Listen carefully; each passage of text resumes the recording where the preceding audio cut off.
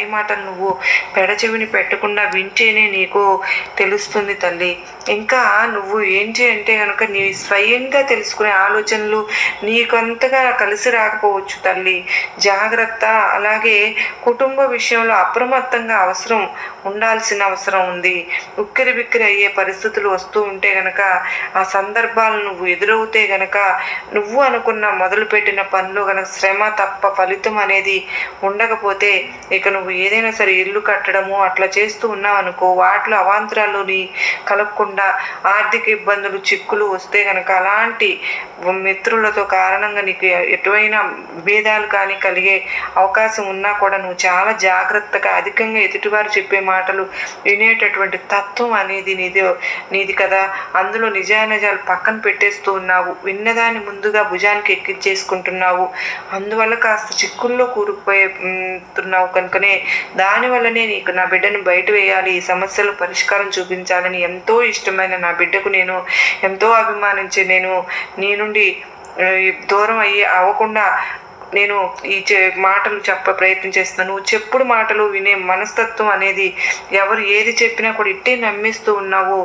వాళ్ళు నీ మనసుకు దగ్గరగా అయిన వాళ్ళు, నీ సొంత వాళ్ళ గురించి నీకు ఏది చెప్పినా కూడా నమ్మేస్తాం. ఎదుటివారు ఎలాంటి వారు అని ఒక్క నిమిషం కూడా ఆలోచించము.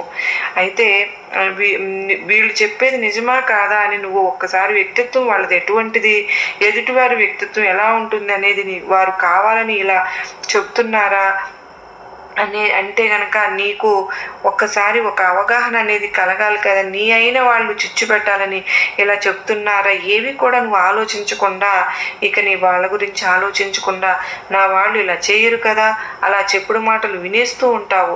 ఆ చెప్పుడు మాటలకు భుజాలకు ఎక్కించేసుకుంటున్నావు, భుజాలకు ఎత్తుకుని దానివల్లనే ఇన్ని సమస్యలు కూడా తెచ్చుకుంటున్నావు. నీ మనసుకు నచ్చిన వాళ్ళు, దగ్గరగా ఉన్నవాళ్ళు అయిన వాళ్ళు సైతం దూరం కాబోతున్నారు అంటే తప్పకుండా నీ యొక్క కోపం వలన, నీ యొక్క చెప్పుడు మాటలు వినే దుర్గుణం వలన ఈరోజు ఇలా జరుగుతోంది. కనుక వారితో నీకు చాలా అలవాటు పడిపోయి ఉన్నావు. వారు లేకపోతే నువ్వు ఉండలేకపోతున్నావు. నీ జీవితంలో కష్ట నష్టాలను పంచుకోవడానికి ప్రతి ఒక్కరికి కూడా ఒకరుంటారు కదా తల్లి.